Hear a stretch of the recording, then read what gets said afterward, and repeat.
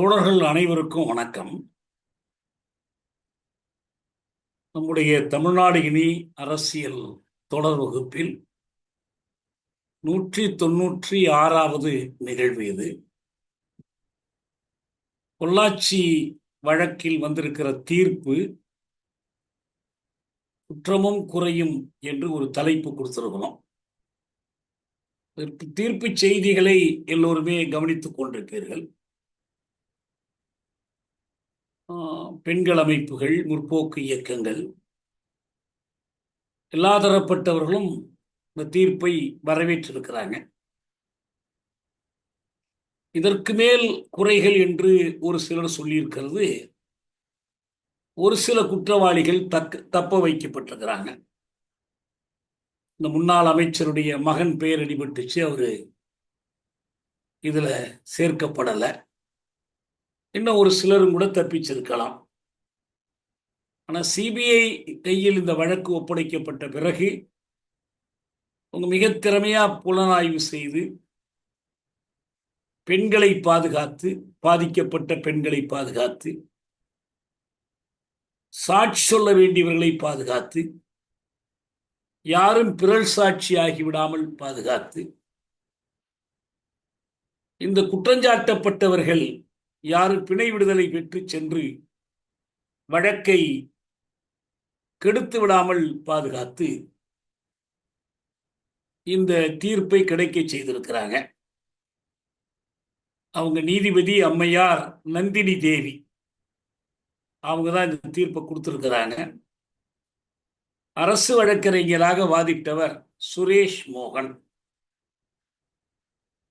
அதிமுக ஆட்சி காலத்தில் வழக்கு புலனாய்வுக்கு நிறைய இடையூறுகள் எழுந்துச்சு.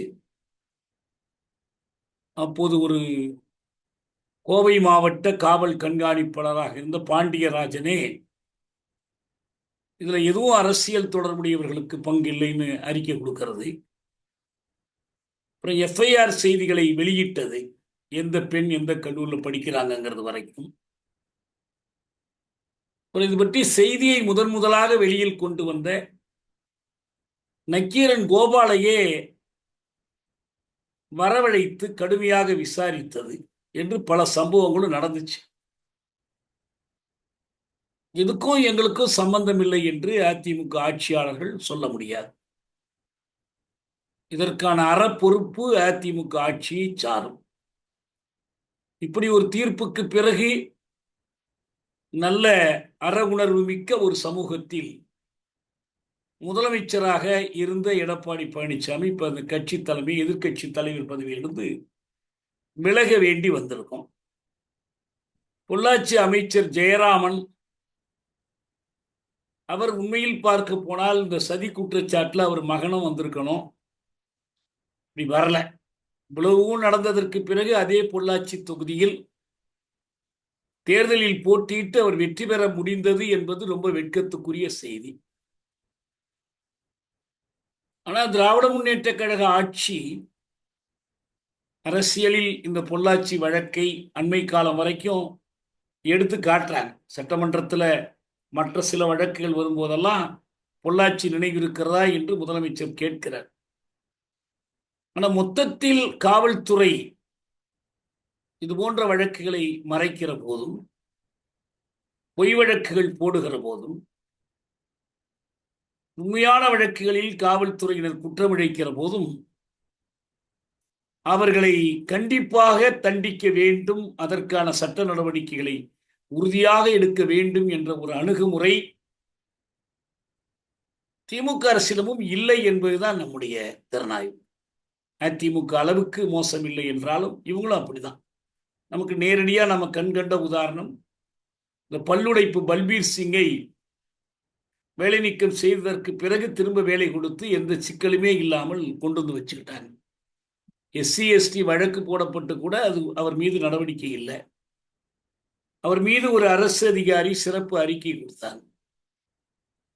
அதனால இதுக்குள்ள நான் அதிகமா போக வேண்டியதில்லை. இந்த தீர்ப்பை நாம் வரவேற்கிறோம்.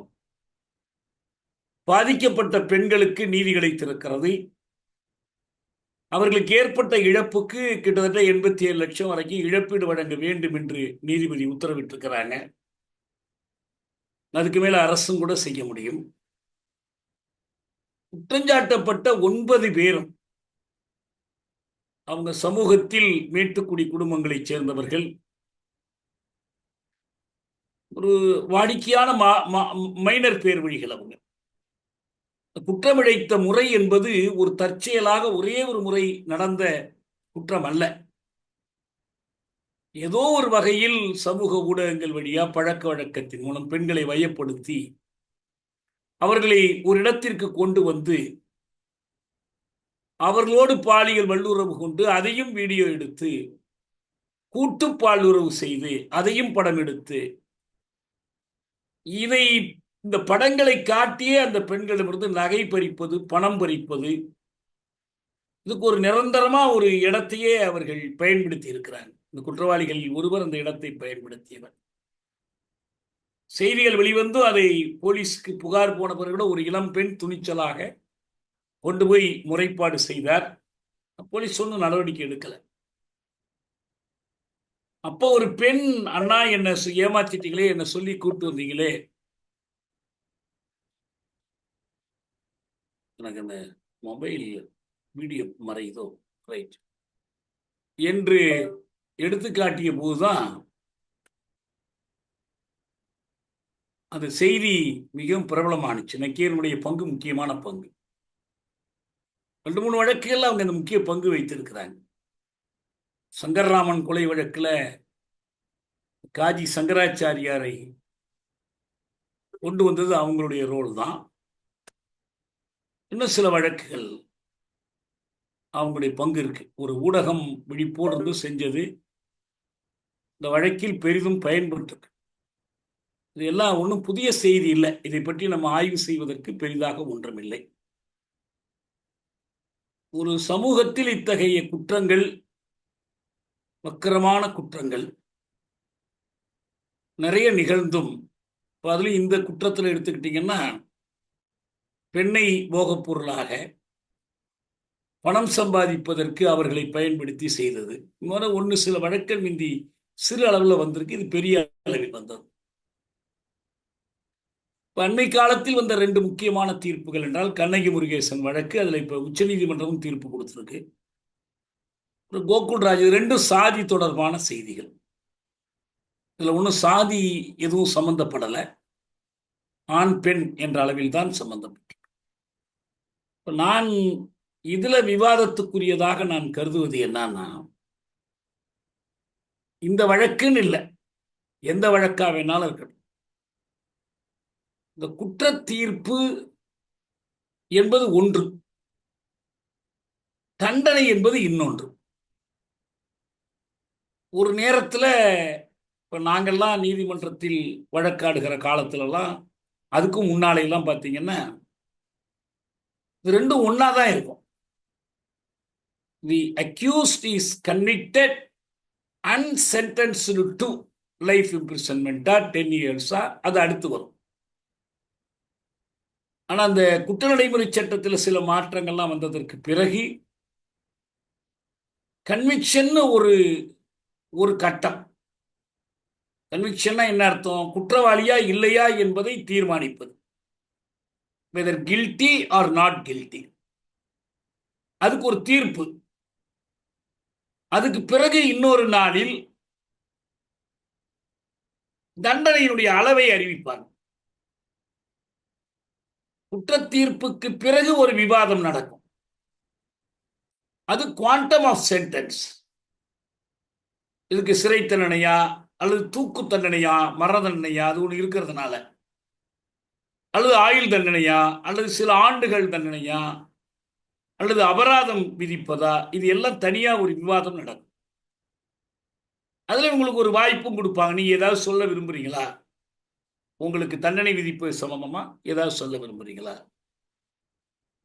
நம்ம பொன்முடி கூட என்ன பண்ணாரு, கன்விக்ஷனுக்கு பிறகு அவரும் ஒரு மனைவியும், ஐயா நாங்கள் வயசானவங்க, நோயாளிங்க, கொஞ்சம் பார்த்து செய்யுங்கன்னு சொல்லி கெஞ்சி கேட்டுக்கிட்டாங்க, தண்டனை ரொம்ப அதிகமாக கொடுத்துடாதீங்கன்ட்டு. இப்போ இந்த வழக்கிலையும் எங்கள் பெற்றோர் வயதானவர்கள், நாங்கள்லாம் இன்னும் திருமணமாகாதவர்கள் என்னென்னமோ சொல்லி இவங்களும் கேட்டிருக்கிறாங்க. இது அவங்களே விருப்பப்படியும் கேட்கலாம், வழக்கறிஞர் சொல்லி கேட்கலாம், அல்ல வழக்கறிஞரே அந்த கோரிக்கையை வைக்கலாம். அந்த 2வது கட்டம் ஒன்று இருக்கு, சென்டென்ஸுங்கிறது. இந்த கன்விக்ஷன் அண்ட் சென்டென்ஸ், குற்ற தீர்ப்பும் தண்டனை விதித்தலும், ரெண்டும் ரெண்டா பிரிக்கப்படுது. இந்த குற்ற தீர்ப்பு கொடுப்பது என்பது குற்றவாளி என்பதை உறுதி செய்து, தண்டனை அளவு என்பது தனியா பரிசீலிக்கப்படும். இது பல காரணிகளை வைத்து பரிசீலிக்கப்படும். ஒரு நேரத்தில் கொலை போன்ற இந்த குற்றங்களுக்கு, கொலைக்கான சதி போன்ற குற்றங்களுக்கு இயல்பான தண்டனை மரண தண்டனை, விதிவிலக்கான தண்டனை ஆயுள் சிறை தண்டனை என்று இருந்துச்சு. கொலையாகவே இருந்தாலும் அது விதிவிலக்குகளின் கீழ் வருமானால் அது இந்த தண்டனை இருக்கணும்னு அவசியம் இல்லை. ஒரு போதையில் நடந்த கொலை, தற்காப்பின் நிமித்தம் நடந்தது, ஒரு தேவையில்லாத ஆத்திரமூட்டலுக்கு நடந்ததுன்னா அது இந்த பிரிவுக்குள்ள வராது, அது விதிவிலக்குகளின் கீழே வந்து. அதை பற்றிலாம் நம்ம பேசல. இப்போ முறையான ஒரு கொலை குற்றம் 302வது பிரிவின்படி கொலை குற்றம். இப்படி கொலை செய்வதற்கு சதி செய்கிற குற்றம் 120B ரீடு வித் 302 IPC. எனக்கு இப்போ இந்த புதிய சட்டங்கள் கொண்டு வந்திருக்கிறாங்க. அதில் இது என்னென்ன நம்பர்னு எனக்கு தெரியல, பெரிய மாற்றம் இருக்காதுன்னு நம்புறேன். ஏன்னா நம்ம விவாதம் அந்த நம்பரை பற்றியெல்லாம் இல்லை. நம்ம இந்த சென்டென்சிங்கிற ப்ரொசீஜர் இந்த வழக்கில் எப்படி கையாளப்பட்டிருக்கு அதை பற்றி மட்டும்தான் நான் இந்த தலைப்பின் கீழே நம்ம பேச போறோம். குற்ற தீர்ப்பை நாம் எந்த வகையிலும் மறுக்கல, அதில் மாற்றமே இல்லை. Conviction okay. இந்த கன்விக்ஷன் கேள்விக்குள்ளாகணும்னா இவங்க இதுக்கு மேல மேல்முறையீடு செய்யணும். உயர் நீதிமன்றத்தில் நிச்சயமா மேல்முறையீடு செய்வார்கள். உச்ச நீதிமன்றத்திலும் இது உறுதியாகிவிட்டால் மன்னிக்கணும், உயர் நீதிமன்றத்தில் மேல்முறையீடு செய்வாங்க, ஹைகோர்ட்ல. அதுலேயும் இது உறுதியாயிடுச்சுன்னா அப்புறம் சுப்ரீம் கோர்ட்ல சிறப்பு அனுமதி மூலம் மேல்முறையீடு செய்யலாம். அதுக்கும் மேல அரசமைப்பு சட்டத்தினுடைய 72வது உறுப்பின்படி குடியரசுத் தலைவருக்கோ 161வது உறுப்பின்படி ஆளுநருக்கோ செய்யலாம், விண்ணப்பம் செய்யலாம், கருணை மனு கொடுக்கலாம். எங்களுக்கு தண்டனை குறைச்சு கொடுங்க, இல்லை மன்னித்து விடுங்கள். ஒன்று மன்னிப்பு, இன்னொன்று தண்டனை கழிவு, இல்லை தண்டனை அளவையே குறைக்கணும். இதெல்லாம் செய்யலாம். இப்ப நம்ம எடுத்துக்கிறது நீதிமன்றம் விதிக்கக்கூடிய தண்டனை, சென்டென்ஸ். இந்த வழக்கில் விதிக்கப்பட்டிருக்கிற தண்டனை என்ன? உங்களுக்கு குற்ற தீர்ப்பு வழங்குகிறோம், அடுத்து ஆயுள் தண்டனை வழங்குகிறோம் என்று சொல்றாங்க. ஆயுள் தண்டனைன்னு சொல்லும் போது, அதாவது வாழ்நாள் சிறை தண்டனை. வாழ்நாள் சிறை தண்டனைனா என்ன? இப்ப நிறைய பேர் 14 வருஷம் கழிச்சு விடுதலை, 10 வருஷம் கழிச்சு விடுதலை என்று பல்வேறு நம்பிக்கைகள் சமூகத்தில் இருக்கு. சட்டம் படித்தவர்கள் கூட சொல்லுவாங்க, ஓ ஆயுள் தண்டையா 14 வருஷத்துல வந்துடலாமே அப்படின்னு. ஆனா என்னன்னா, ஆயுள் தண்டனைனாலே ஆயுள் தண்டனை தான். இம்ப்ரிசன்மெண்ட் ஃபார் லைஃப்னு சொன்னா, லைஃப் இம்ப்ரிசன்மெண்ட் சொன்னா, it is imprisonment for life, ஆயுட்காலத்துக்கும். தண்டனையை கழித்து முடித்து வெளியில் வருவதுன்னு ஒண்ணு கிடையாது. தண்டனை கழித்து முடிக்கிறதுனா சிறைக்குள்ளேயே இறந்து போகணும், அதுதான் லைஃப் இம்ப்ரிசன்மெண்ட். நீங்க உயிரோடு வெளியில் வந்தாலே அது முன் விடுதலை தான், முறையான விடுதலை இல்லை. It is not mature release, இது ப்ரீமெச்சூர் ரிலீஸ். முன் விடுதலை இருந்தாதான் நீங்க வெளியில வர முடியும். 10 ஆண்டு கழித்தோ, 14 ஆண்டு கழித்தோ, 20 ஆண்டு கழித்தோ, 25 ஆண்டு கழித்தோ. நம்ம அண்மையில அறிவு மற்றவங்க எல்லாம் வெளியில வந்தாங்கன்னா it is not mature release, இது ப்ரீமெச்சூர் ரிலீஸ். கோர்ட்டு கொடுக்கிறது கூட ப்ரீமெச்சூர் ரிலீஸ் தான், தண்டனை கழித்து முடித்து கொடுக்கப்படுகிற விடுதலை அல்ல. இது கடந்த காலத்துல சில தீர்ப்புகள்ல உறுதி செய்யப்படும். காந்தி கொலை வழக்குல நாத்துராம் கோட்சே தூக்கிலிடப்பட்டார். அவருடைய தம்பி கோபால் விநாயக் கோட்சேக்கு ஆயுள் தண்டனை விதித்திருந்தாங்க. மகாராஷ்டிர அரசு தான் அவங்களுடைய மகாராஷ்டிராவில் தான் சிறையில் வைக்கப்படும். அவர் ஒரு 14 ஆண்டுகள் சிறையில் கழித்து முடித்ததற்கு பிறகு ஒரு 64 அல்லது 66 வாக்குல அவர் ஒரு வழக்கு போட்டார். நான் 14 ஆண்டு ஜெயிலில் இருந்துட்டேன். இந்த மகாராஷ்டிர அரசு இது காந்தி கொலை வழக்கு என்பதற்காக என்னிடம் ஒரு வன்மமா பாரபட்சம் கொண்டு என்னை விடுதலை செய்யாமல் இருக்கிறாங்க அப்படின்னு ஒரு வழக்கு போட்டார். அந்த வழக்கில் உச்சநீதிமன்றம் தீர்ப்பு கொடுத்தது, ஒரு ஆயுள் கைதிக்கு விடுதலை பெறுவதற்கான உரிமை இல்லை. வாழ்நாள் சிறை கைதிக்கு விடுதலைக்கான there is no right to release. உன்னை விடுதலை செய்வதா இல்லையான்னு அரசு தான் முடிவு செய்யும். தண்டனை கழிச்சு முடிச்சுட்டேன்னு நீ உரிமை கேட்க முடியாது. 14 வருஷம் 15 வருஷம் 20 வருஷம் அப்படிலாம் ஒரு அளவு கிடையாது ஆயுள் தண்டனை. ஏன்னா எவருடைய வாழ்நாளுக்கும் முன்னால நிர்ணயிக்கப்பட்ட அளவு கிடையாது. இவருனா 50 வருஷம் இவருனா 60 வருஷம்னு ஒன்றும் கிடையாது அப்படின்னு சொல்லி ஒரு தீர்ப்பு கொடுத்தாங்க. அதான் life is life. Life imprisonment is imprisonment for life. அதுபோல இன்னும் சில வழக்குகள்ல 81ல மாருராம் வழக்குன்னு ஒரு வழக்கு. அந்த தீர்ப்புலையும் இந்த கருத்து சொல்லப்படுது. வேறு பல கருத்துக்கள் தீர்ப்புல சொல்லப்படும். மாருராம் வழக்கின் அடிப்படையில் நான் சென்னை உயர்நீதிமன்றத்தில் நான் ஒரு வழக்கு நடத்தினேன். ரைட் டு ரிலீஸ் இல்லை, ஆனா ரிலீஸ்ன்னு ஒன்று இருந்துச்சுன்னா அதுக்கு ஒரு ஃபேர் கன்சிடரேஷன் இருக்கணும். பாகுபாடா ஒரு 4 வருஷம் கழிச்சு ஒரு ஒருத்தரை விடுதலை பண்றீங்க, 20 வருஷம் கழிச்சு ஒரு விடுதலை பண்ண மாட்டேங்கிறீங்க, அதற்கு ஒரு காரணம் இல்லை அப்படின்னு சொன்னா அது அரசமைப்பு சட்டத்தை மீறுது, 21வது உறுப்பை மீறுது. எனவே ரைட் டு ரிலீஸ் வேற, right to a fair consideration of release வேற என்றெல்லாம் வழக்கு நடக்கும். இப்ப தெளிவா தெரிஞ்சுக்க வேண்டியதுனால ஆயுள் தண்டனை ஆயுள் தண்டனை தான். இந்த ஆயுள் தண்டனை கைதிகள் எப்படி வெளியே வர முடியுது, அதுக்கான நடைமுறை என்ன? அது குற்ற நடைமுறை சட்டத்தில் 432 இருந்து 435 வரையிலான செக்ஷன்ஸ், பிரிவுகள் இருக்கு. அதுல ஒவ்வொரு பிரிவும் அந்த குற்றத்தை பொறுத்து, தண்டிக்கப்பட்டதுக்கான காரணங்களை பொறுத்து, அவர்கள் எந்த சிறையில் அடைக்கப்பட்டிருக்கிறாங்க, எந்த மாநில அரசு பொறுப்பு, இதெல்லாம் வச்சு எது தக்க அரசு, உரிய அரசாங்கம் எது, எது அப்ரோப்ரியேட் கவர்மெண்ட் எது, தண்டனையை குறைச்சி விடுதலை பண்ணுவதற்கு உரிய அரசாங்கம் எது என்பதை பற்றி அது சொல்லுது. 432 இருந்து 435.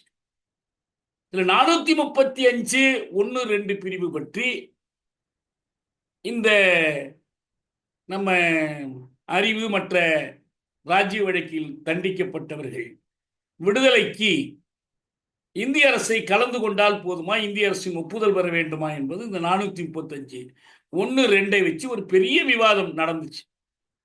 நிறைய விவாதங்கள்ல, தொலைக்காட்சி விவாதங்கள்ல நான் அதை பற்றி பேசியிருக்கிறேன்.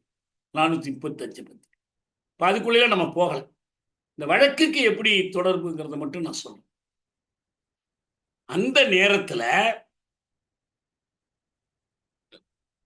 இந்த இவர்களுக்கு விதிக்கப்பட்ட இந்த ராஜீவ் கொலை வழக்கில் விதிக்கப்பட்ட தண்டனைக்கு குற்ற தீர்ப்பு வழங்கப்பட்டு, அதாவது உச்ச நீதிமன்றத்தில் 26 பேர்ல 19 பேர் விடுதலை செய்யப்பட்டு, எஞ்சிய 7 4 தூக்கு தண்டனை, 3 ஆயுள் தண்டனை விதிக்கப்பட்டு, அந்த 4 ஒருவரான நளினிக்கும் தண்டனை குறைப்பு மாநில அரசினுடைய முயற்சியில் ஆளுநர் உத்தரவுப்படி வழங்கப்பட்டவர்கள். கடைசியா மீதம் இருந்தவர்கள் அறிவு, சாந்தன், முருகன் ஆகிய 3 பேர். இந்த 3 பேருக்கும் தூக்கிலிடுவதற்கு நாள் குறிக்கப்பட்டுடுச்சு. தூக்கிலிடுவதற்கான பிளாக் வாரண்ட் பிறப்பிச்சுட்டாங்க. அதுக்கு எதிராக நிறைய போராட்டங்கள், நீதிமன்ற வழக்குகள் எல்லாம் நடந்து, இந்த வழக்குகள் ஒரு கட்டத்தில் உச்ச நீதிமன்றத்திற்கு செல்லும் போது உச்ச நீதிமன்றம் அவர்களுக்கான அந்த தூக்கு தண்டனையை குறைத்தது. நீதிபதி சதாசிவம் தலைமையிலான ஒரு நீதிமன்ற ஆயம் அதை குறைத்தது. குறைத்து உத்தரவிடும் போது அவங்க என்ன பண்ணாங்கன்னா, மாநில அரசு இவர்களை, அதாவது மொத்தம் 7 பேரையும், இவங்க 3 பேர் தூக்கு ஆயுள் ஆயிடுச்சு, ஏற்கனவே இருக்கிறாங்க. ராபர்ட் பயாசு, ஜெயக்குமார், நளினி, அப்புறம் நம்ம இவர் வேல்முருகனா இன்னொருத்தர் இருக்கிறார். இவங்களை எல்லாம் ஆயுள் தண்டனை கொடுத்து வெளியில் அனுப்புறது பற்றி பரிசீலிக்கலாம். குற்ற நடைமுறை சட்டத்தில் 432, 33 இந்த பிரிவுகளின்படி பரிசீலிக்கலாம்னு ஒரு உத்தரவு கொடுத்தார். இப்போ 435 1 இந்திய அரசை கலந்து கொள்ள வேண்டும் என்று இருப்பதால் அம்மையார் ஜெயலலிதா அவர்கள் ஒரு கடிதம் எழுதினார், இந்திய அரசுக்கு எழுதினார். இவங்களை நாங்கள் விடுதலை பண்ண விரும்புகிறோம், எங்களுக்கு ஒரு பதில் கொடுங்க, உங்களை கலந்து கொள்ள வேண்டும்னு சட்டம் சொல்றதுனால நான் கலந்துக்கிறேன் அப்படின்னு சொல்லி அந்த கடிதத்துக்கு எதிராகவே அரசு உச்ச நீதிமன்றத்தில் ஒரு வழக்கு போட்டாங்க. அந்த வழக்கை விசாரித்த 3 நீதிபதிகள் கொண்ட ஆயம் அவங்க என்ன பண்ணாங்கன்னா, இந்த குற்ற நடைமுறை சட்டம் தண்டனை கைதிகளை விடுதலை செய்வது தொடர்பாக நிறைய சந்தேகங்கள் எங்களுக்கு இருக்கு.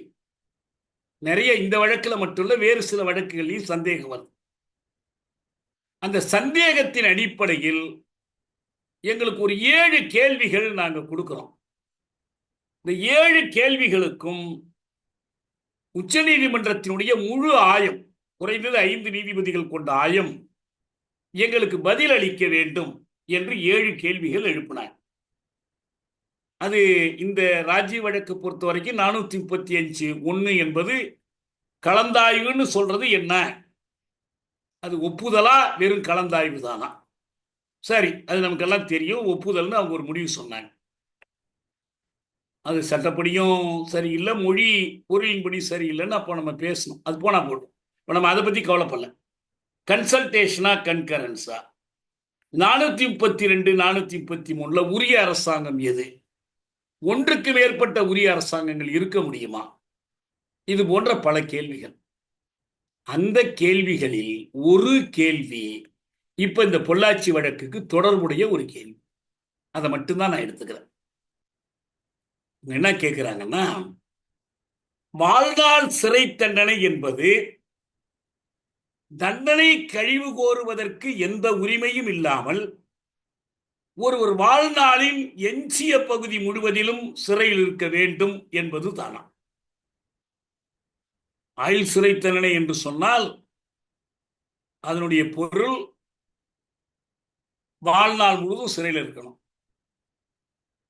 பிறந்தையிலேருந்து ஜெயிலில் இல்லை, பிறந்தையிலேருந்து வாழ்நாள் கணக்கிட்டா பிறந்தையிலேருந்து யாரும் பழைய காலத்திலிருந்து கொண்டு போய் திருப்பி கொண்டு போய் டைம் மிஷினில் போட்டு பிறந்த நாள்லேருந்து பண்ண முடியாது. அப்ப அவருக்கு ஒரு 25 வயசுல தண்டனை கொடுக்குறாங்க. தண்டனை கொடுக்குறாங்கன்னா அவர் ஒரு 50 வயசுல சாகலாம், 60 வயசுல சாகலாம், 70 வயசுல சாகலாம்.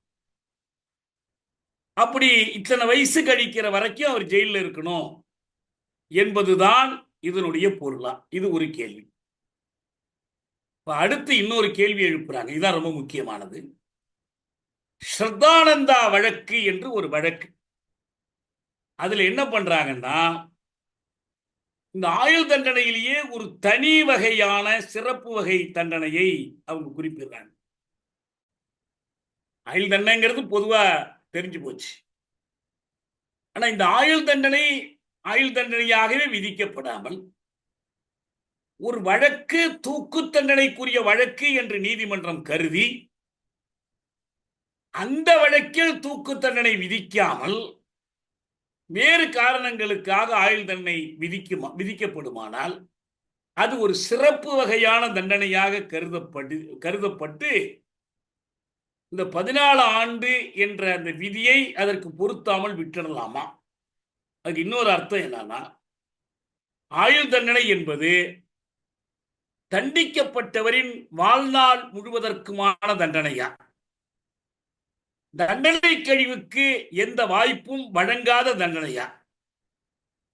14 ஆண்டுக்கு மேற்பட்ட தண்டனைக்கு மரணதண்டனைக்கு பதிலாக இப்படி ஒரு சிறப்பு தண்டனையை தண்டனை கழிவுக்கு வாய்ப்பில்லாத ஒன்றாக ஆக்க முடியுமா? ஒரு உதாரணம் இருக்கு. பழைய வழக்குகள்ல இப்பெல்லாம் ஆயுள் தண்டனை விதிக்கிற போல அந்த காலத்தில் தீபாந்திர சிக்ஷைன்னு ஒரு தண்டனை இருந்துச்சு. அது என்ன தண்டனைன்னா, அந்தமான் தீவுகளுக்கு அனுப்பிடுறது. இப்ப கூட அந்தமான் தீவுகள்ல அவங்களுடைய வாரிசுகள்லாம் இருக்கிறாங்க. நம்ம காலாபாணி படம் பார்த்துருப்பீங்க. நான் அந்தமானே போய் பார்த்துட்டே வந்திருக்கிறேன். அந்த இது சிறை கூடம் இருக்கும். ஒரு குறிப்பிட்ட காலம் சிறை கூடத்தில் வச்சிருப்பாங்க. அதுக்கப்புறம் விட்டுருவாங்க. அங்கே தப்பிச்சு வர முடியாது. தீவுக்குள்ளேயே இருக்கணும். எது வரைக்கும் இருக்கணும்? சாகர வரைக்கும் இருக்கணும். இதான் தீவாந்திர சிக்ஷை. அப்படி இல்லை, குறிப்பிட்ட ஆண்டுகள் அரசு மன்னிப்பு கொடுக்குதுன்னா நீங்க பாதியில வந்துடலாம். அந்த மாதிரியான தண்டனைகளை உதாரணமாக காட்டி, அப்ப ஆயுள் தண்டனை என்றால் ஆயுள் காலம் முழுவதற்கும் சிறையில் இருப்பது என்றுதானே பொருள் வரும். எனவே அப்படி ஒரு தண்டனை இருக்க முடியுமா, இருப்பது நல்லதா அப்படின்னு ஆராயிறாங்க. இந்த தண்டனை கழிவு என்பது ஆயுள் தண்டனையாக இருக்கும்போது அவருக்கு எந்த உரிமையும் கிடையாது. தண்டனை கழிவு பெறுவதற்கு உரிமை கிடையாது. 433A என்பது சிறையில் ஒரு பெரிய போராட்டங்களுக்கு காரணமாக இருந்த ஒரு பிரிவு. நாங்கள்லாம் சிறைக்கு போகும்போது 10 ஆண்டு கழித்த பிறகு பரிசீலனைக்கு வரும். விடுதலை என்பது பரிசீலனைக்கு வரும். அது அறிக்கைகள் வாங்குவது, அறிவுரை கழகத்தின் பார்வைக்கு வைப்பது, அரசு அதிகாரிகளோடு விவாதிப்பது, அப்படியெல்லாம் கடந்து போய் கடைசியா முடிவு வருகிற போது என்ன நடக்கும்னா, கிட்டத்தட்ட 14 வருஷம் ஆகும். தள்ளி வைச்சாங்கன்னா போர்டு தள்ளி வைக்கிறதுன்னு பேர். அதுக்கப்புறம் 2 வருஷமோ 3 வருஷமோ 6 மாதம் கூட தள்ளி வைக்கலாம். இந்த மாதிரி எல்லாம் தள்ளி வைக்கக்கூடிய முறைகள் இருக்கு. என்ன இருந்தாலும் இது எல்லாம் சேர்ந்து ஏதாவது ஒரு விடுதலைக்கு வழிவகுக்கும். ஆனால் யார் கையில் இருக்கு? உரிய அரசின் கையில் இருக்கு. ஒரு மாநில அரசு அல்லது தண்டனை தீர்ப்பை பொறுத்து மத்திய அரசின் கையில் இருக்கு. சிறை அதிகாரிகள் இதற்கு இந்த தண்டனை கழிவு வழங்குறாங்க. ரெமிஷன் என்பது 2 வகையான ரெமிஷன். ஒரு வகையான ரெமிஷன் என்பது சிறை அதிகாரிகள் செய்கிற வேலை, நடத்தை, இதையெல்லாம் வைத்து அவங்களே கொடுக்கக்கூடியது. ஒரு மாதத்துல 4 நாள் நீங்க கழிப்பறை சுத்தம் பண்ற வேலை செஞ்சீங்கன்னா 8 நாள் கொடுப்பாங்க. இதை தவிர அரசு தண்டனை கழிவு வழங்கும். சிறப்பு தண்டனை கழிவுகள், இப்போ காந்தி பிறந்த நாள், அண்ணா பிறந்த நாள், அல்லது அவங்களா ஒரு கைதிக்கு விரும்பினா வழங்கலாம். நம்ம எம்.ஆர். ராதாவுக்கு தண்டனை கழிவு வழங்கப்பட்ட போது என்ன நடந்ததுன்னு வேறு சில இடத்துல நான் எழுதியிருக்கிறேன். சரி, அது நம்ம இன்னைக்கு வேண்டாம். அது அரசு வழங்கினுச்சு அவரை சீக்கிரம் விடுதலை பண்றதுக்காக. இந்த மாதிரிலாம் நடந்துகிட்டு இருக்கிற ஒரு நிலையில் தான் ஒரு புது வகையான ஒரு வழக்கை நீதிமன்றம் கையாண்டுச்சு. வழக்கினுடைய பெயர் ஸ்ரத்தானந்தா என்று பெயர். ஸ்ரத்தானந்தா நடந்த சம்பவங்களை தெரிந்து கொண்டால் தான் நமக்கு ஏன் அந்த வழக்கு அப்படி ஆணுச்சு என்று நமக்கு தெரியும். ஸ்ரத்தானந்தாங்கிறவரு ஒரு கொலை வழக்கில் அவருக்கு தூக்கு தண்டனை விதிக்கப்படுகிறார். இதை எதிர்த்து அவர் உயர் நீதிமன்றத்தில் மேல்முறையீடு செய்தார். அந்த மேல்முறையீட்டிலும் அந்த தண்டனை உறுதி செய்யப்படுகிறது. இவருக்கு தூக்கு தண்டனை தான் என்று உறுதிப்படுத்துகிறார். அவர் உச்ச நீதிமன்றத்திற்கு வர்றார். உச்ச நீதிமன்றத்தில் இந்த வழக்கை பரிசீலிக்கிறார். பரிசீலிக்கும் போது அந்த வழக்கினுடைய உண்மை விவரங்கள்லாம் தெரிய வரும். அதை அவங்க பதிவு பண்றாங்க. இந்த கொலை குற்றம் எப்படிப்பட்டது, கொலை குற்றம் எப்படிப்பட்ட குற்றம். ஸ்ரத்தானந்தா ஷக்கீரி என்ற ஒரு பெண்ணை விரும்பி திருமணம் செய்து கொள்றார். அந்த பெண்ணும் இவரை ஏற்றுக்கொண்டு திருமணம் பண்ணிக்கொண்டு 5 ஆண்டு காலம் அவங்க திருமண வாழ்க்கை நடக்குது. ஆனா இந்த ஸ்ரத்தானந்தாவுக்கு வேறு ஒரு உள்நோக்கம் இருப்பதை கொஞ்சம் கொஞ்சமா அந்த பெண் அவங்களுடைய மயக்கம் களைய களைய தெரிந்து கொள்றாங்க. ஆக இவரை பொறுத்த வரைக்கும் ஒரு அற்ப பேர் வழி, ஒரு பொறுக்கி, காசு ஆசை பிடித்தவன், தன்னுடைய சொத்துக்களை அபகரிப்பதற்காகத்தான் இவன் திருமணம் செய்திருக்கிறான் என்பது அவர்களுக்கு கொஞ்சம் கொஞ்சமா தெரிஞ்சு போகுது. இவனை பொறுத்த வரைக்கும் அந்த பெண்ணை இனிமேல் விட்டு வைத்தோம்னா எஞ்சிய சொத்துக்களை அனுபவிக்க முடியாதுன்னு ஒரு முடிவு பண்றான். அதுக்காக இந்த அம்மாவை தீர்த்து கட்டணும். யார ஷரீக்கிய ஸ்ரத்தானந்தா தீர்த்து கட்ட முடிவு பண்றார். அதுக்காக என்ன பண்றாருன்னா, அவங்க வீட்டில் நல்ல வசதியான வாழ்க்கை, வேலைக்காரங்களாம் இருக்கிறாங்க. அந்த வீட்டில் ஒரு படுக்கை அறையை ஒட்டி ஒரு பெரிய குழி தோன்றார். எதுக்கு இந்த குழின்னு சொல்லும்போது, இந்த கழிப்பறை கழிவுகளை எல்லாம் வெளியேற்றுவதற்கு அந்த குழிக்குள்ள, அதாவது நம்ம செப்டிக் டேங்க் அந்த மாதிரி ஒரு குழியை தோன்றார். தோண்டி ஒரு பக்கத்தில் அதற்கு ஒரு பாதை வைக்கிறார்.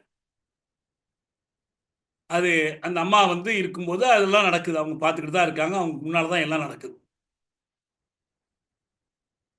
இந்த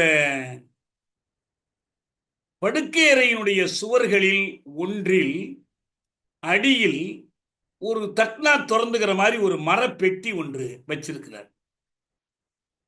எதுக்காக வச்சார் என்னன்னு அந்த அம்மாவுக்கு எதுவும் தெரியாது. 7 அடிக்கு 2 அடி 2 அடி, 7 அடி நீளம், 2 அடி உயரம், 2 அடி அகலம் கொண்ட ஒரு மரப்பெட்டி.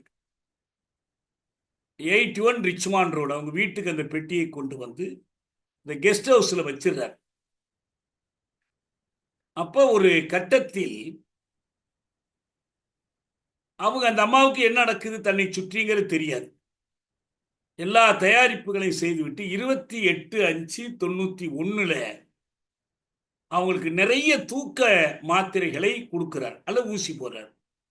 ஏதோ ஒரு காரணத்தை சொல்லி அவங்களுக்கு தூக்க மாத்திரைகள் நிறைய கொடுக்கிறாரு.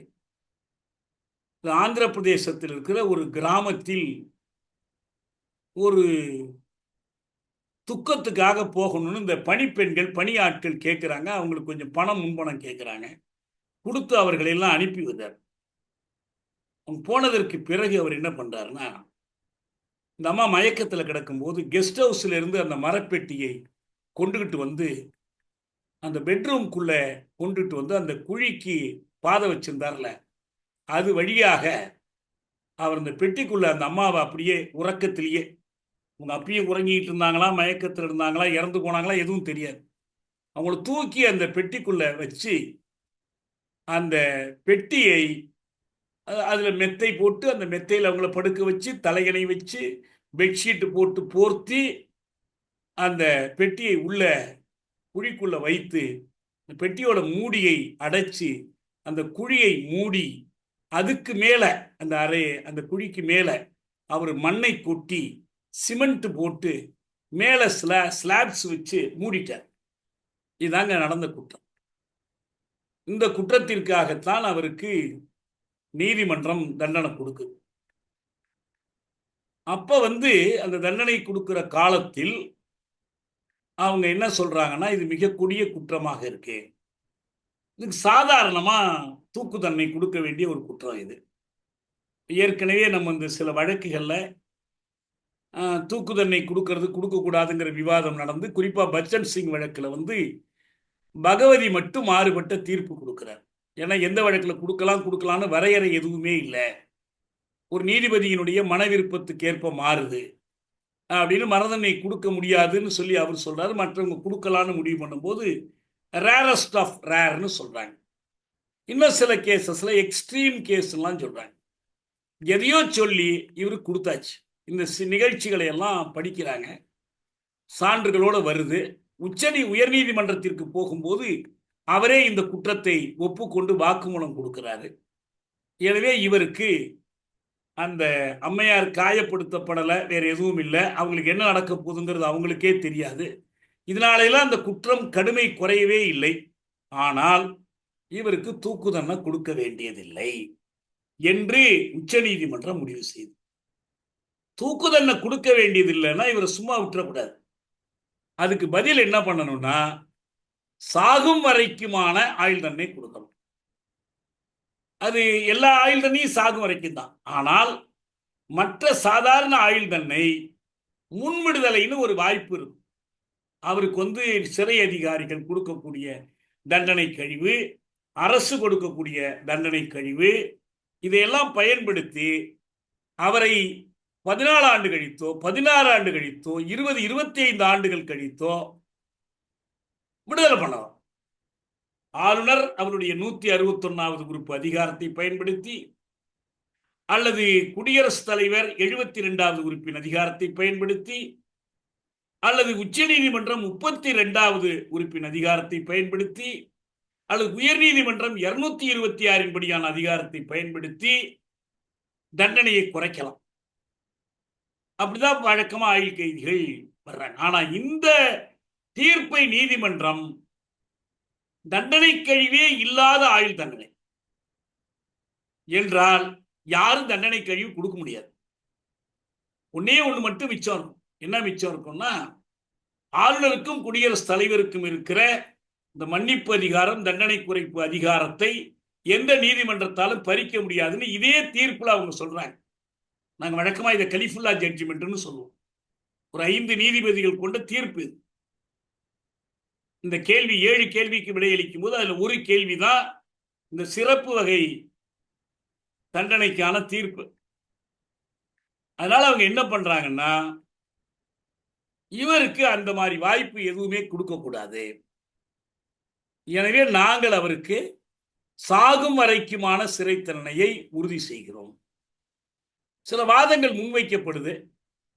இன்னைக்கு இந்த தண்டனையை கொடுத்துடுறீங்க, ஒரு 10 வருஷம் கழிச்சு 20 வருஷம் கழிச்சு தன் குற்றத்துக்கு வருந்தி அவர் திருந்தி வந்தால் அதுக்கு என்ன செய்யறது?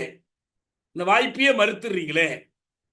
தூக்குல போட்டுட்டா கூட அழிஞ்சு போயிடுவார், உயிரோடு இருக்கிறார், ஆனா அவருக்கு திருந்தும் வாய்ப்பே இல்லைன்னா அதுக்கு நீதிபதிகள் பதில் சொல்றாங்க, வால்மீகிகள் தினந்தோறும் பிறப்பதில்லை.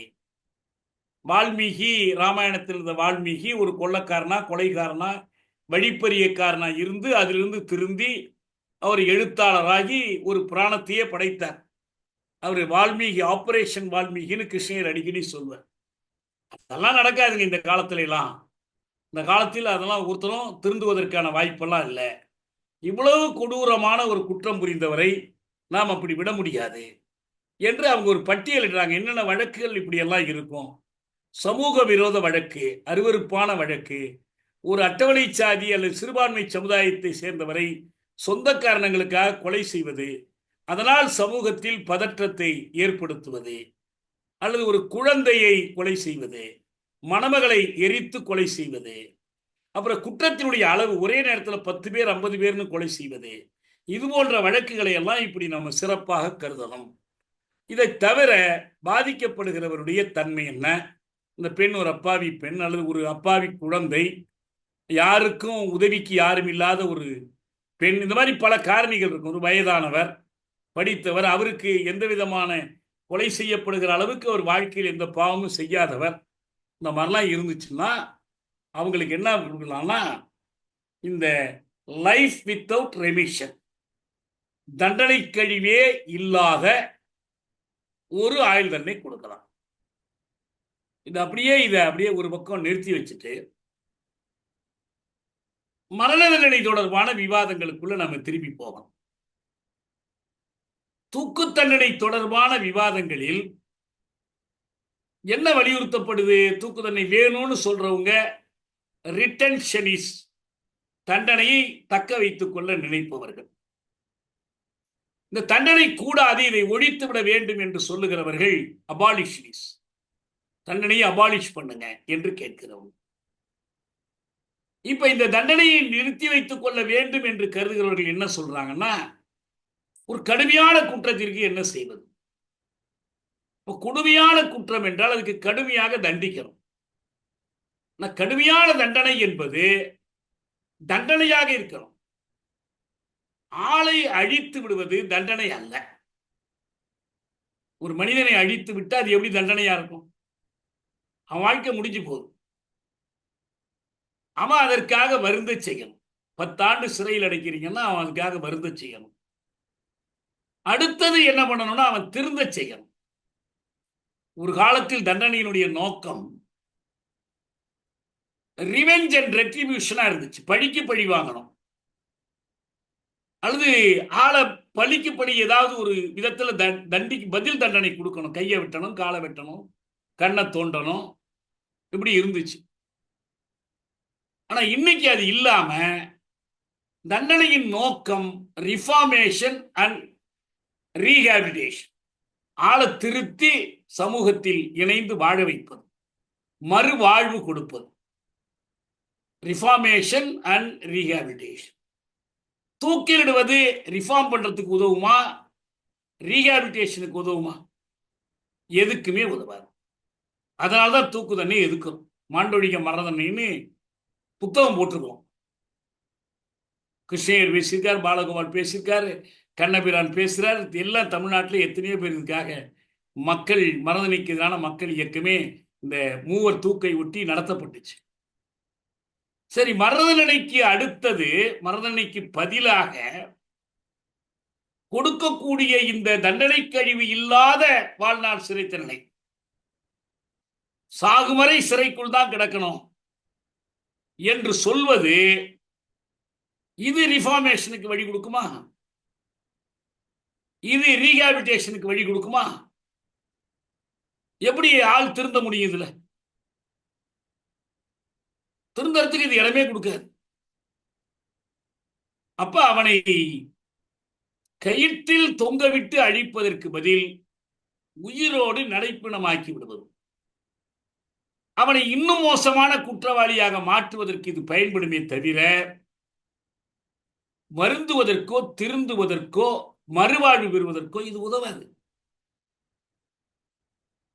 தூக்கு தண்டனையை விட மோசமான ஒரு தண்டனையாகவோ அல்லது அதற்கு நிகரான தண்டனையாகவோ எது அமையும்னா லைஃப் வித்தவுட் ரெமிஷன்ஸ். நீங்க கேட்கலாம், அப்ப இவனை 14 வருஷத்துல விடுதலை பண்ண சொல்றீங்களா? வெளியே வந்து இதே காரியத்தை திரும்ப செய்ய மாட்டான்னு என்ன உத்தரவாதம்? 14 வருஷத்துல விடவே சொல்லல. இப்ப இருக்கிற சட்டங்களின்படியே 14 வருஷத்தில் விடுதலை செய்ய வேண்டும் என்ற எந்த கட்டாயமும் அரசுக்கு இல்லை.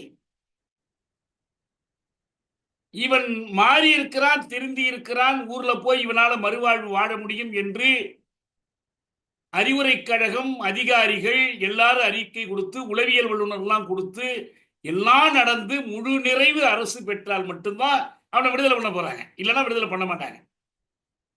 நீங்க இப்ப இருக்கிற சட்டங்களின்படியுமே அவனை வாழ்நாள் முழுவதும் சிறையில் வைத்துக் கொள்ள முடியும். ஆனால் இவன் வாழ்நாள் முழுவதும் சிறையில் இருக்க வேண்டியவனா அல்லது சில ஆண்டுகள் கழித்து வெளியில் போக வேண்டியவனா என்பதை யார் தீர்மானிப்பது? சட்டம் யார் இயற்றுறா? சட்டமன்றம் இயற்று, நாடாளுமன்றம் இயற்று. அதுக்கு விளக்கம் கொடுப்பதுதான் நீதிமன்றத்தோட வேலை. நீதிமன்றத்தின் கையில் நீங்க கொலை குற்றத்திற்கு ஆயுள் தண்டனை அல்லது மரண தண்டனை 2 வாய்ப்பு கொடுத்திருக்கிறீங்க. இதைத்தான் நீதிமன்றம் பயன்படுத்த முடியும். நீதிமன்றம் இந்த குற்றம் மிக கடுமையான குற்றமாக இருக்கிறது, எனவே இவனை நடுத்தெருவில் நிற்க வைத்து சவுக்கால் அடியுங்கள்னு ஒரு தண்டனை கொடுக்க முடியுமா? அவன் எவ்வளவு மோசமான குற்றவாளியா இருந்தாலும் நம்ம என்ன பதில் சொல்றோம்? அதுக்கு சட்டத்தில் இடமில்லை. சட்டம் இயற்றுகிற நாடாளுமன்றம் அப்படி ஒரு தண்டனைக்கு வழிவகுத்து இருந்தால் மட்டும்தான் நீ கொடுக்க முடியும். சிறைக்குள் சிறை குற்றம் புரிகிறவர்களுக்கு சவுக்கால் அடிக்கிற தண்டனை உண்டு. விப்பிங் ஆக்ட் இப்ப இல்ல, 53க்கு முன்னால இருந்துச்சு. அந்த விப்பிங் ஆக்ட் என்பது சிறை அதிகாரிகள் இயற்றிய சட்டம் அல்ல, நீதிமன்றம் இயற்றிய சட்டம் அல்ல, அது நாடாளுமன்றம் இயற்றிய சட்டம். அந்த ஆக்டை நீதிமன்றம் ரத்து செய்த பிறகு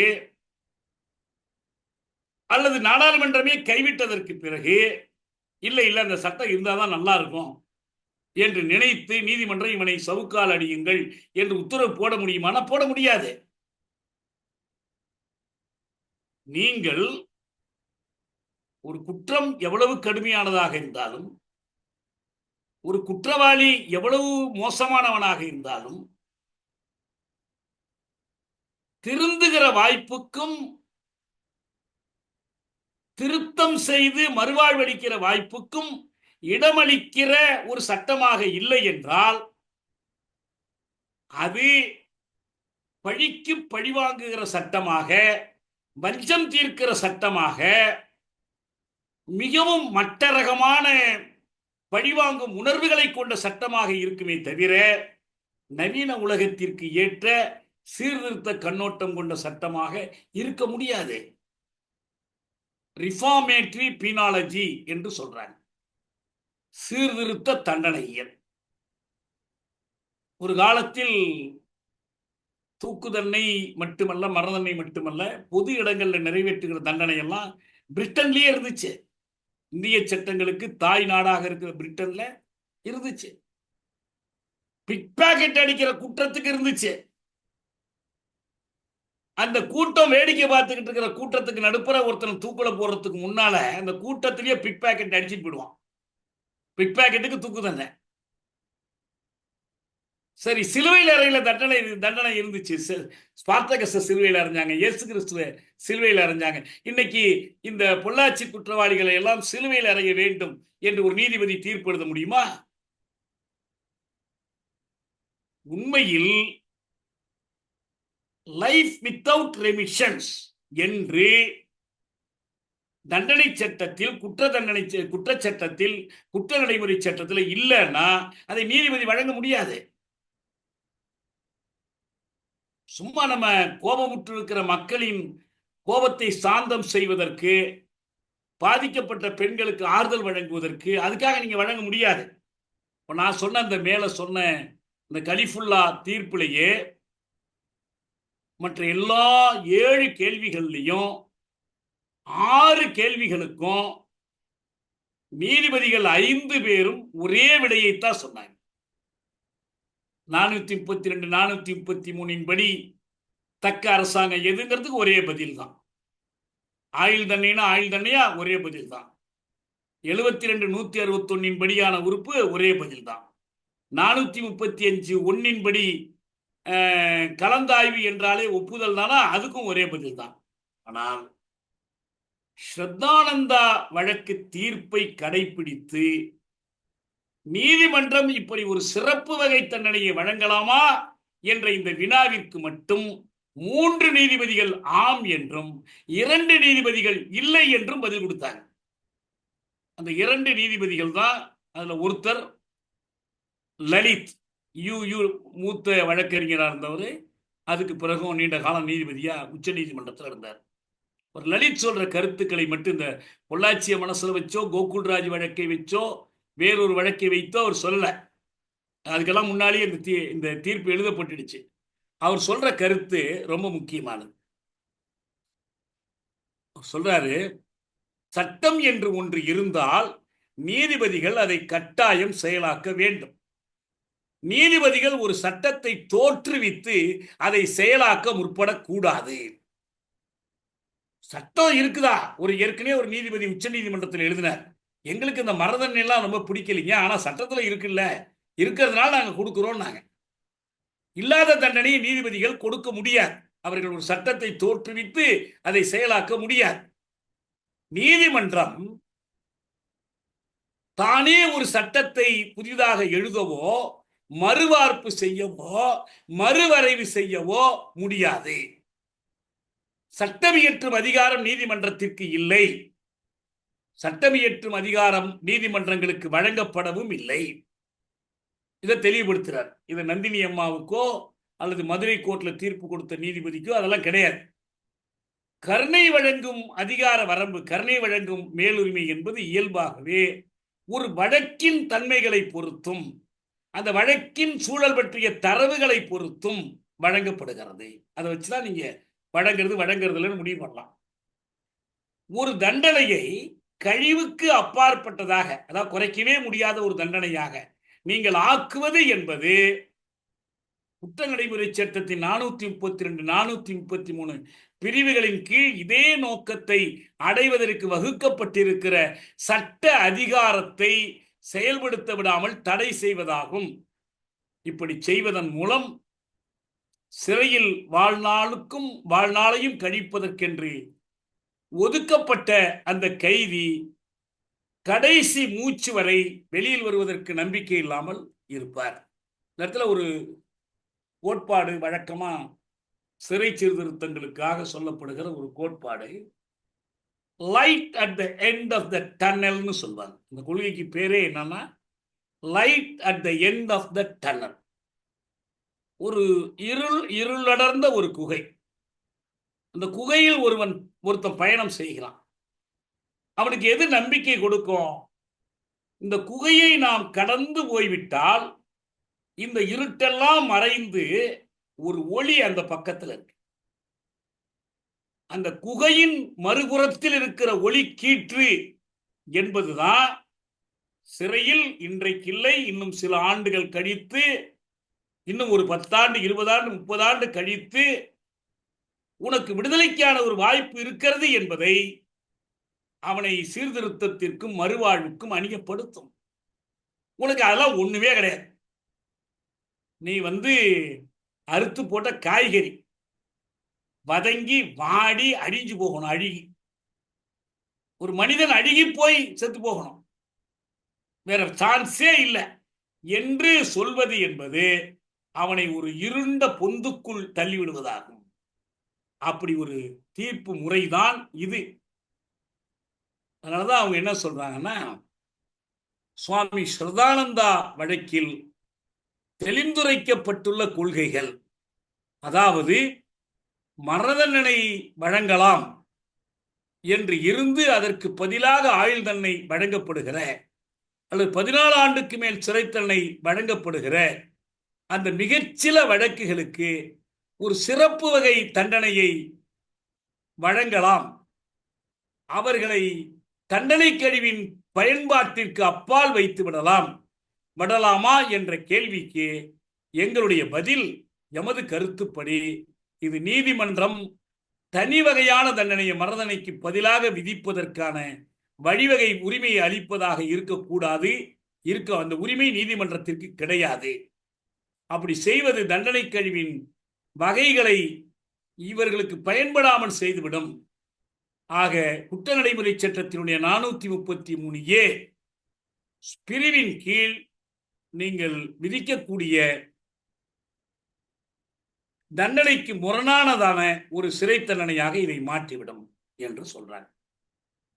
இதுல என்ன நம்ம முக்கியமா பார்க்கணும்னா, இன்னும் 2-3 விஷயங்கள் பார்க்கணும். அரசியல் வகையில் முக்கியமானது சிறைப்பட்டவருடைய சீர்திருத்தம் மறுவாழ்வுக்கு இந்த வழக்குன்னு இல்லை, பொதுவா.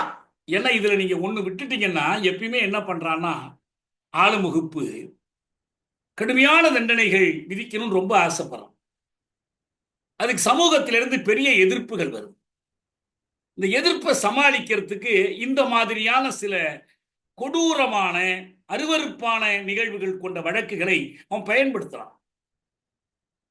பிரிட்டன்ல இந்தியாவுக்கு தண்டனை சட்டம், குற்ற நடைமுறை சட்டம் எல்லாவற்றையும் வழங்கிய அந்த தாய் சட்டங்களுக்கெல்லாம் மூலமான பிரிட்டன்ல தூக்கு தண்டனை இருந்துச்சு, மரண தண்டனை இருந்துச்சு. அதை ஒழிச்சிட்டாங்க. இன்னைக்கு ஐரோப்பாவில் எந்த ஐரோப்பிய ஒன்றிய நாட்டிலையும் தூக்கு தண்டனை கிடையாது. அமெரிக்காவில் சில நாடுகள்ல இருக்கு, சில நாடுகள்ல இல்லை. நியூஜெர்சியில கிடையாது, கலிபோர்னியாவில் உண்டு. அந்த தண்டனையை திரும்ப கொண்டுட்டு வரணும் என்பது வலதுசாரிகளுடைய கருத்தாக இருக்கு. அது தீவிர வலதுசாரிகள் பிரிட்டன்ல. அதுல முக்கியமானவர் மார்கரெட் தாட்சர். மார்கரெட் தாட்சர் நாட்டினுடைய தலைமை அமைச்சராக இருக்கிற காலத்தில் தான் அயர்லாந்து பயங்கரவாதிகளால் படகில் போய்கொண்டிருந்த மவுண்ட் பேட்டன் கொலை செய்து. நாடெங்கு கடுமையான கண்டனம் எழுது. ஆனா அந்த குற்றவாளிகளை பிடிக்க முடியுதோ இல்லையோ, பிடித்தாலும் அவங்களுக்கு என்ன தண்டனை கொடுக்க முடியும்? நிச்சயமா அவங்களுக்கு தூக்கு தண்டனை கொடுக்க முடியாது. என்கவுண்டர் கில்லிங் பண்ணாதான் உண்டு. அப்ப என்ன பண்றாங்க? இந்த அம்மையார் நாடாளுமன்றத்தில் ப்ரொபோஸ் பண்றாங்க, பிரிட்டனில் மீண்டும் தூக்கு தண்டனை கொண்டு வருகிறோம். எதுக்கு? இந்த பயங்கரவாதிகளை ஒழிப்பதற்காக. அவங்க கட்சியிலேயே பெரும்பான்மையினர் அதை ஆதரிக்கல. இரும்பு பெண்மணியினுடைய முயற்சி தோற்று போனுச்சு. இன்னைய வரைக்கும் பிரிட்டன்ல மரணதண்டனை கிடையாது, தூக்கு தண்டனை கிடையாது. அரபு வசந்தம் எங்கிருந்து தொடங்கியது? துனிசியாவில் தொடங்கியது. துனிசியா தன்னுடைய சட்டங்களை ஜனநாயகப்படுத்தினுச்சு. அந்த சீர்திருத்தங்களில் ஒன்று, அது ஒரு முஸ்லீம் நாடாக இருந்தும் மரண தண்டனையை அது ஒழித்து விட்டது. எங்கெல்லாம் இந்த குடியாட்சியம் ஜனநாயகம் மலர்கிறதோ, எங்கெல்லாம் எல்லாரையும் குற்றமிழைத்தவனை எல்லாம் தீர்த்து கட்டுறதுதான் தண்டனைங்கிற கருத்து இல்லையோ, அங்க எல்லாமே இதற்கு மாறுபட்ட கருத்துக்கள். இதே நிர்பயா வழக்கெல்லாம் வந்துச்சு. உடனே அத்வானி என்ன பண்ணாரு?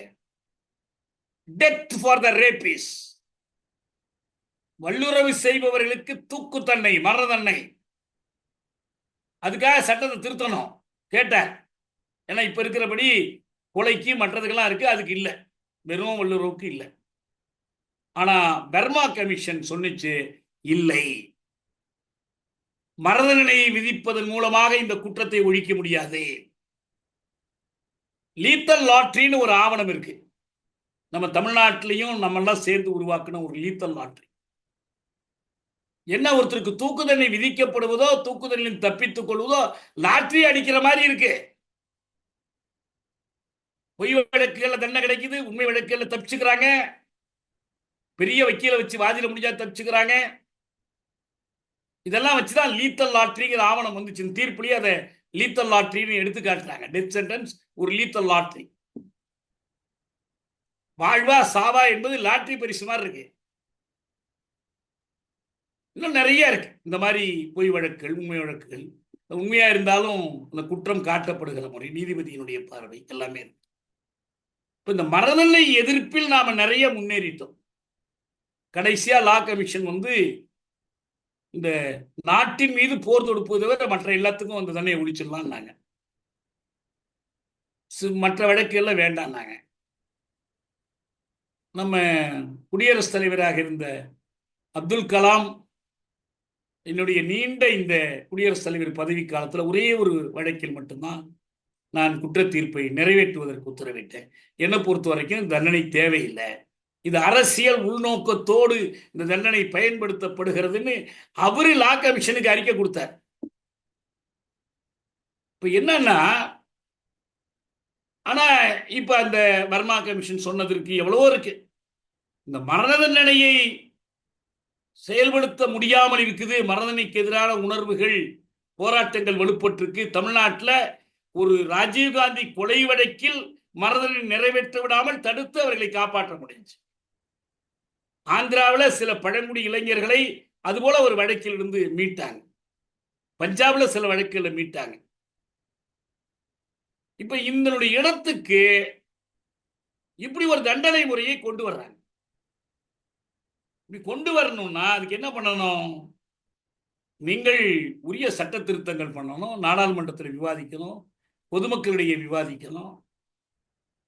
பாபர் மசூதி இடித்தவனுக்கெல்லாம் நீங்க வாழ்நாள் முழுவதும் சிறை தண்டனை கொடுப்பீங்களா? கொடுக்க முடியுமா? ஒரு நாள் கூட சிறைக்கு போக வேண்டிய அவசியம் இல்லையே. எத்தனையோ சம்பவங்கள் எடுத்து காட்டலாமே. அதனால வேண்டி நம்ம இந்த வழக்குக்கு பொதுவா சொல்றோம், சென்டென்சிங், தண்டனை விதித்தல் என்பது சீர்திருத்த குற்றவியல், சீர்திருத்த தண்டனையியல் அடிப்படையில் இருக்க வேண்டும். இன்னொரு செய்தியை நம்ம ரொம்ப முக்கியமா வலியுறுத்தி சொல்லணும். அது என்னன்னா, ஒரு வழக்கு தொடரப்பட்டால் அந்த வழக்கில் தண்டனை உறுதி என்பதுதான் குற்றங்களை தடுப்பதற்கான வழியே தவிர, பெரும்பாலான வழக்குகள் விடுதலையாகிவிட்டு ஒரு சில வழக்குகளில் மட்டும் கடுமையான தண்டனை என்பது குற்றங்களை தடுப்பதற்கான வழி அல்ல. Certainty of conviction is a better guarantee for preventing crime than severity of the punishment. எத்தனை வழக்குகள் இங்க தண்டனை ஆகுது? ரொம்ப மக்களுடைய கவனத்தை கவர்ந்து வழக்கறிஞர்கள் கூர்மையா வேலை செய்து பொருத்தமான இதுவும் அமைஞ்சிச்சு. இந்த ஒரு 2 கேஸ், கண்ணகி முருகேசன் வழக்கும் கோகுல்ராஜ் வழக்கும். எத்தனை குற்றங்கள் வெளியில வந்துச்சு. கண்ணகி முருகேசன் வழக்குல காவல்துறை அதிகாரிகளும் கொலைக்கு உடந்தையாக இருக்கிறாங்க. அவங்க கண் முன்னால கொலை நடக்குது, அதை நிரூபிக்கிறாங்க. வழக்கு பாதிக்கப்பட்டவர் மீது போடப்படுது. அது ஒரு பெரிய உழைப்பு, பெரிய பாடு. அது சிறப்பு சட்டங்கள், SC ST ஆக்ட் தனியா இருந்துச்சு. இங்க அப்படிதான். கோகுல்ராஜ் வழக்குல தண்டனை சாட்சி இல்லாட்டி என்ன சாட்சி. இந்த வழக்கிலேயே பொள்ளாச்சி வழக்குல மிகச்சிறப்பான ஒரு செயல்பாடு என்னன்னா, மின்னணு சாட்சியங்களை எல்லாம் அவங்க அழிச்சிட்டாங்க. எல்லாத்தையுமே CBI மீட்டு எடுத்துட்டாங்க. ஃபொரன்சிக்ல கொடுத்து இவங்க அழித்த படங்களை எல்லாம், அழித்த வசனங்களை எல்லாம், அழித்த காட்சிகளை எல்லாம் மீட்டெடுத்து கொண்டு வந்து நீதிமன்றத்தில் நிறுத்தினாங்க. எத்தனை வழக்குகள் இந்த சயின்டிபிக் இன்வெஸ்டிகேஷன் நடக்குது? எதுவுமே இல்லையே. அந்த போலீஸ் அதிகாரி பாண்டியராஜன் வெளிப்படையா பேட்டி கொடுத்தானே, இதுல ஒரு அரசியல் தொடர்பும் இல்லைன்னோ. எப்படி நீ இது மாதிரி பேசலாம், எழுதலான்னு ஒரு அதிகாரியை கொண்டு போய், ஒரு பத்திரிகையாளரை கொண்டு போய், அவன் மேல என்னங்க நடவடிக்கை? இந்த வழக்குல 9 பேர் மட்டும்தானா? வேற யாரும் இல்லையா? அதுல கவனம் செலுத்தலாம். இவன் சாகிற வரைக்கும் வெளியே வர முடியாதுன்னு நீங்க கொண்டாடுறதுல என்ன இருக்கு? அதனால அரசுகள் இன்னும் முக்கியமான ஒரு செய்தி என்னன்னா, இந்த நீதிமன்றமே இப்படிப்பட்ட தண்டனைகளை தானே உருவாக்கி கொடுப்பது என்பது கூட்டாட்சி கொள்கைக்கு மாறானது. நீங்க சட்டம் ஒழுங்கு இதுக்காக தண்டனை கொடுக்கிற, வெளியேற்றுகிற, ரெமிஷன் கொடுக்கிற அதிகாரம் மாநில அரசு கிட்ட இருக்கிறத பூரா நீங்க பறித்துக் கொள்றீங்க. அமெரிக்காவில் இந்த மாதிரி ஒரு தண்டனை முறை இருந்து, இவரு பேர் என்ன, ஒபாமா, அவர் பதவிக்கு வந்த பிறகு ரொம்ப காலமா இப்படி இருந்த ஒரு 40 பேரை விடுதலை பண்ணார். ராகவன் அதை பற்றி இந்தியாவில் ஹிந்து ஏட்டில் கட்டுரை எழுதினார், அவரை பாராட்டி. இந்த குடியரசுத் தலைவர் அதிகாரம், ஆளுநர் அதிகாரம், இது என்ன உண்மையில முர்மு யார் என்ன அதிகாரத்தை செலுத்துவாங்க? பில்கிஸ் பானுவை விடுதலை பண்ணா இவங்க தடுத்துருவாங்களா? முர்மு யார் வந்து இதை செலுத்துவா? ஒரு RSS BJP தலைமை குற்றவாளிகளை பாதுகாத்துக் கொண்டும் எல்லா குற்றங்களுக்குமான தண்டனைகளை கடுமையாக்கி கொண்டும் ஒரு எதேச்சாதிகாரத்தை, வல்லாட்சியத்தை நிறுவிக் கொண்டிருக்கிற ஒரு காலத்தில் இது போன்ற தீர்ப்புகளை அவங்க தான் பயன்படுத்தி மக்கள்கிட்ட இருக்கக்கூடிய ஒரு மலிவான பழிவாங்கும் உணர்ச்சி, ஒரு நீதி கிடைத்து விட்டது என்ற மயக்கம், சந்தோஷம், அதுக்கு தான் பயன். அதனால இதுதான் இந்த தீர்ப்பை பற்றி நான் சொல்ல நினைத்தது. இது எந்த தொலைக்காட்சியாவது அழைச்சிருந்தா பேசியிருக்கலாம், ஆனால் யாரும் அதை பற்றி அழைக்கலை. சரி, நம்மளா பதிவு பண்ணுவேன், பதிவு பண்ணிட்டேன். உங்களுக்கே கூட அதிர்ச்சியாக தான் இருக்கு, என்னடா இந்த தீர்ப்பு போய் குறை சொல்லுவாங்களான்னு. சரி, நான் இந்த ஒரு சென்டென்சிங் மட்டும்தான் நான் எடுத்துக்கிறேன். கன்விக்ஷனை பற்றி எனக்கு வருத்தமே இல்லை. தண்டனை கொடுத்து இன்னும் கடுமையாக கூட கொடுக்கலாம், இன்னும் சில பேருக்கும் கொடுத்துருக்கலாம். பார்ப்போம், பொறுத்திருந்து பார்ப்போம். நன்றி தோழர்களே.